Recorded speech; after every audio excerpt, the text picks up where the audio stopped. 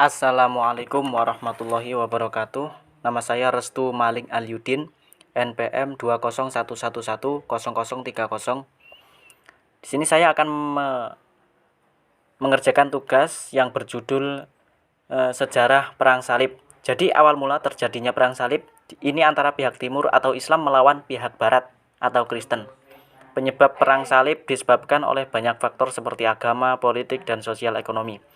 Diawali pada tahun 1070 ketika Yerusalem direbut oleh Bani Seljuk dari Turki dan ketika Kaisar Yunani Diogenes dikalahkan dan ditawan di Manzikert pada tahun 1071. Jadi sejak itu Asia Kecil dan seluruh Suriah dikuasai oleh Bani Seljuk. Kemudian disusul dengan menyerahkannya Antiokhia di tahun 1084 hingga Kristen menguasai seluruh kota besar di Asia pada tahun 1092 Masehi. Kondisi menjadi semakin parah ketika Bani Seljuk membatasi dan memperketat ziarah umat Kristen ke Yerusalem, sehingga mendorong umat Kristen memperjuangkan kebebasan dengan merebut Yerusalem dari kekuasaan Muslim. Kaisar Alexius Komnenos meminta kepada Paus Urbanus II di tahun 1095 untuk menyemangati umat Kristen di Eropa agar melakukan perang salib untuk menyatukan kekuatan. Maka peperangan diumumkan untuk menundukkan gereja-gereja di wilayah timur yang masih dikuasai oleh Islam. Perang Salib pertama 1095 sampai 1101 bertempat di Konsili Piacenza pada bulan Maret 1095 Masehi. Duta besar utusan Alexius Komnenos atau Alexius I, Kaisar Bizantium meminta bantuan untuk mempertahankan wilayah dari kaum Turki Seljuk. Sementara itu, Paus Urbanus II meminta seluruh umat Kristen untuk bergabung dan berperang melawan Turki Seljuk, dengan jaminan bahwa siapapun yang ikut serta dalam perang secara salib dan mati, maka akan masuk surga walaupun ia memiliki banyak dosa di masa lalu. Ya, bagi umat Islam seperti jihad, seperti itu. Tapi itu umat Kristen ya. Umat Kristen. Tentara salib berhasil mengalahkan dua pasukan Turki di Dorylaeum dan Antiokhia dan merebut Yerusalem pada tahun 1099.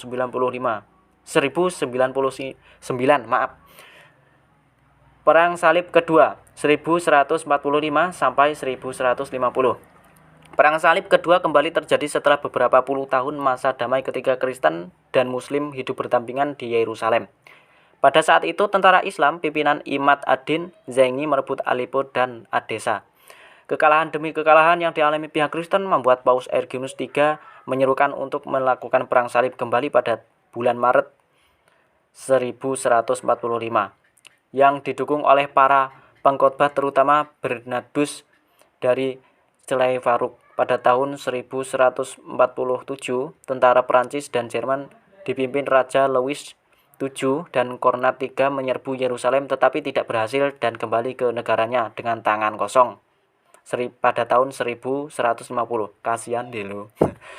Perang Salib ketiga 1188 sampai 1192. Awal dari sejarah Perang Salib ketiga terjadi ketika Salahuddin Al-Ayyubi atau Saladin berhasil merebut Yerusalem pada tahun 1187. Setelah mengalahkan pasukan salib di pertempuran Hattin ya, bukan Hatim. Hal itu membuat Paus Gregorius VIII kembali menyerukan perang salib yang ketiga. Seruan perang disambut oleh Raja Richard I dari Inggris yang dikenal dengan Richard Lionner, Kaisar Romawi Suci Frederick I dan Raja Philip II dari Prancis. Ketika itu tentara salib berhasil mengalahkan pasukan Muslim di dekat Arsuf dan mendekat ke Yerusalem. Tetapi karena persediaan makanan dan air yang tidak memadai, maka pasukan Kristen gagal merebut Yerusalem. Setelah gencatan senjata dengan Salahuddin, Raja Richard meninggalkan peperangan yang juga dikenal dengan sebutan Perang Salib Raja.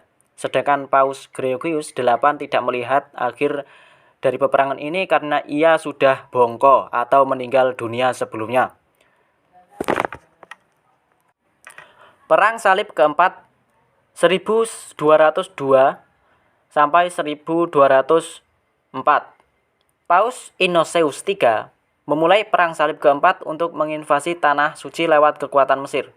Jadi, selain itu perang ini juga dimanfaatkan oleh Doge Enrico Dandolo dari Venesia untuk memperluas kekuasaan Venesia di timur dekat sekaligus melepaskan diri dari kekuasaan Bizantium.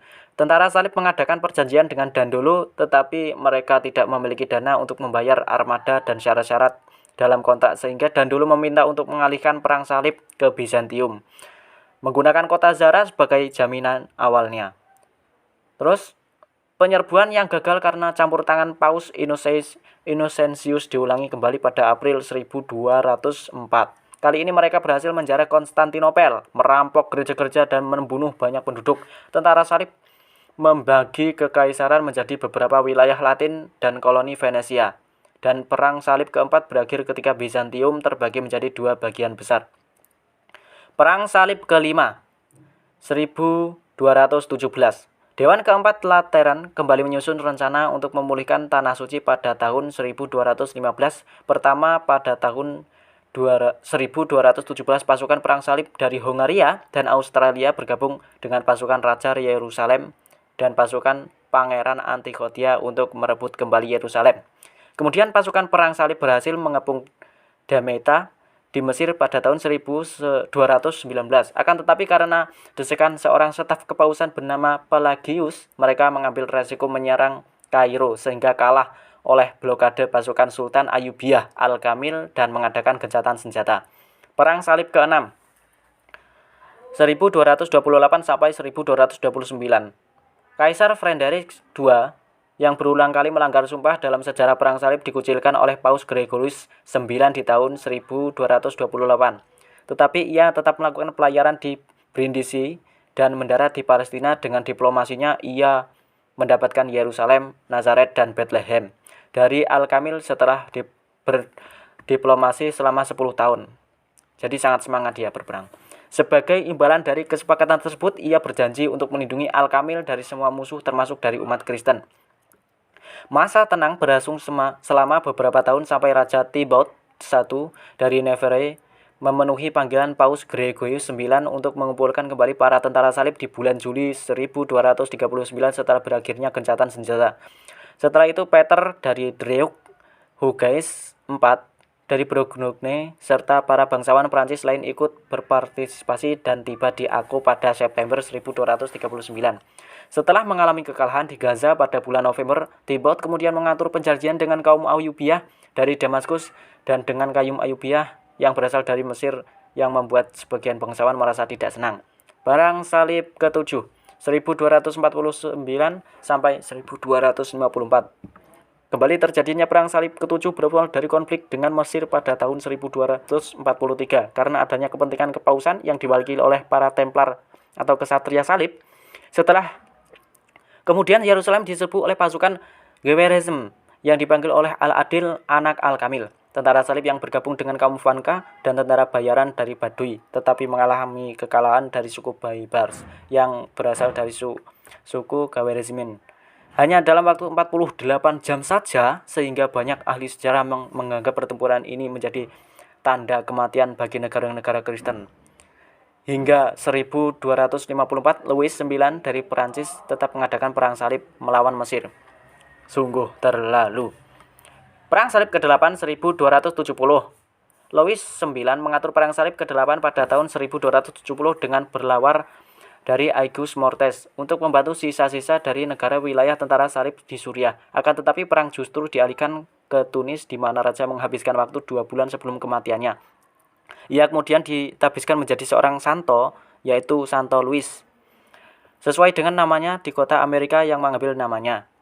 Sebagai akibat dari sejarah perang salib ini, kekuasaan Kristen di Suriah menjadi hilang walaupun tetap diizinkan untuk hidup dengan damai di wilayah tersebut. Dengan pemaparan singkat ini sudah jelas bahwa sejarah perang salib memiliki pengaruh yang besar sekali pada abad pertengahan di Eropa, terutama dalam sejarah antara umat Islam dan Kristen. Tidak hanya di bidang agama saja, tetapi juga di berbagai bidang seperti ilmu pengetahuan, kedokteran, dan arsitektur, dan banyak lagi.